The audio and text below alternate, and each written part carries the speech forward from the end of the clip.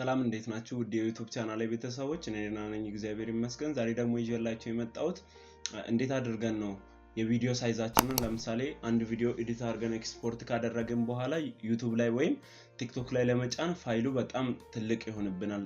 ሳይዙ 1 GB 2 GB 3 GB ይሆናል። ያ ደግሞ ዩቲዩብ ላይ ወይም ቲክቶክ ላይ ስንጭን ረጅም ጊዜ ይወስድብናል። ይሄን ነገር እንዴት አድርገን ነው ሶፍትዌር ተጠቅመን አንድ ቀለል ያለች ፍሪ የሆነች ሶፍትዌር ተጠቅመን ሪዲዩስ የምናደርገው የሚለውን አሳያችኋለሁ።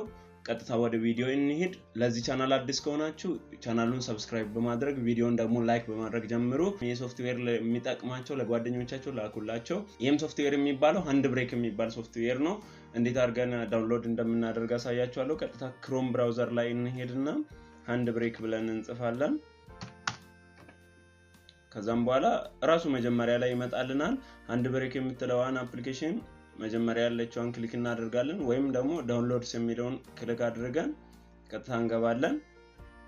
ከገባን በኋላ EXEውን ማለት ነው ኢንስታለሩን ለዊንዶው EXEውን ዳውንሎድ እናደርጋለን።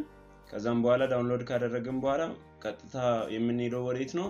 ኢንስቶል ወደ ማድረግ ፋይላችን ሄዶ የሚቀመጠው ዳውንሎድ ያደረግነው ፋይል ሄዶ የሚቀመጠው የት ውስጥ ነው? ዳውንሎድ ውስጥ ነው። ዳውንሎድ ውስጥ ሄደን እንከፍትና ቀጥታ ዳውንሎድ ማድረግ ኢንስቶል ማድረግ ስራ ነው የምንሰራው ከዛም በኋላ አፕሊኬሽናችንን ኢንስታል አድርገን ከጨረስን በኋላ ኔክስት ስቴፕ ምንድነው የሚሆነው? እንዴት አድርገን ነው ሶፍትዌሩን የምንጠቀመው የሚለውን አሳያችኋለሁ።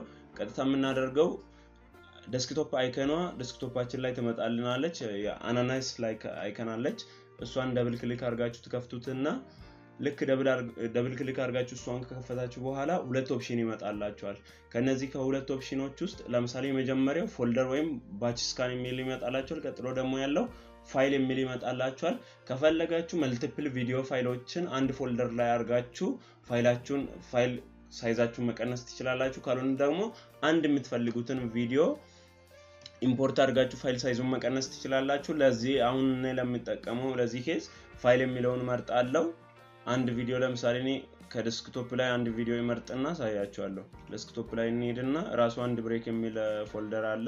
እሱን ይከፍትና እቺኛዋን ፋይል አይታችሁት እንደሆነ ይሄን ፋይል ኢምፖርት አድርጌ ያሳያችኋለሁ። ይሄ ፋይል እንደምታዩት 133 ሜጋባይት ነው። ባይዞ ይሄ ፋይል ከዚህም በፊት ፋይል ሳይዙ ሪዲዩስ የተደረገ ፋይል ነው። ለእናንተ ለማሳየት ያህል ብቻ ነው አሁን መልሼ ማሳያችሁ። ከዛ ኦፕንልና እገባለሁ። ልክ ፋይሉን ኢምፖርት ካደረግልኝ በኋላ እዚህ ጋር አሁን መስተካከል ያለባቸው ቤዚክ ሴቲንጎች አሉ። እነዚህን ሴቲንጎች ማስተካከል መረሳት የለበትም። ከሴቲንጎቻችን የመጀመሪያው የፋይላችን ፎርማት MP4 መሆኑን ቼክ እናደርጋለን። ከዛ ቀጥሎ ደግሞ ዌብ ኦፕቲማይዝድ የምትለዋን ቼክ ቦክስ ቼክ እናደርጋለን። ከዛ ቀጥለን ምንድነው የምናደርገው? ቪዲዮ የሚል ታግ እንሄድና ፍሬም ሬታችንን አሁን ቪዲዮአችን ኮምፕሬስ ሲደረግ ወይም ፋይል ሳይዙ ሪዲዩስ ሲደረግ ፍሬም ሬታችን ወሳኝ ነገር ነው። አሁን ለምሳሌ ቪዲዮ ኤዲት ሲደረግ በ30 ፍሬም ፐር ሰከንድ ኤዲት ተደርጎ ከሆነ ሪዲዩስ ሲደረግ ለምሳሌ 25 ፍሬም ፐር ሰከንድ የሚሆን ከሆነ ስሎ ሊሆንብን ነው ፋይላችን። ከዛም በላይ የሚሆን ከሆነ ለምሳሌ 60 የሚሆን ከሆነ ደግሞ ያልክ ሊፈጥንብን ነው። ሪዲዩሰሩ ራሱ አፕሊኬሽኑ ራሱ በራሱ ጊዜ ሰሌክት አድርጎ እንዲወስድ ምን የሚለውን እንመርጣለን? ሴማስ ሶርስ የሚለውን እንመርጣለን። ልክ ሴማስ ሶርስ የሚለውን ከመረጥን በኋላ ኮንስታንት ፍሬም ሬት የሚለውን እንመርጣለን።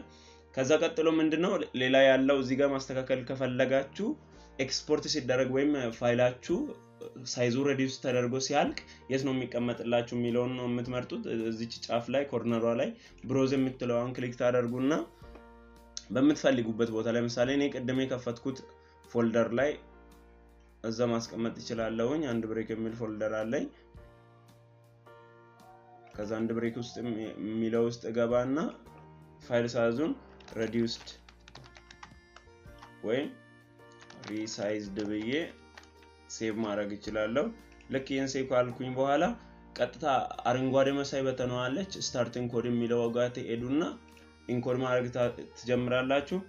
ልክ ከታች የሚታያችሁ ከሆነ እየቆጠረ ነው። እቺኛዋ ስታልቅ ጀስት አሳያችኋለሁ። ትንሽ መታገስን ይጠይቃል። ባይዞ ፋይሉ ትንሽ ከፍ ያለ ከሆነ መታገስ ይኖርባችኋል።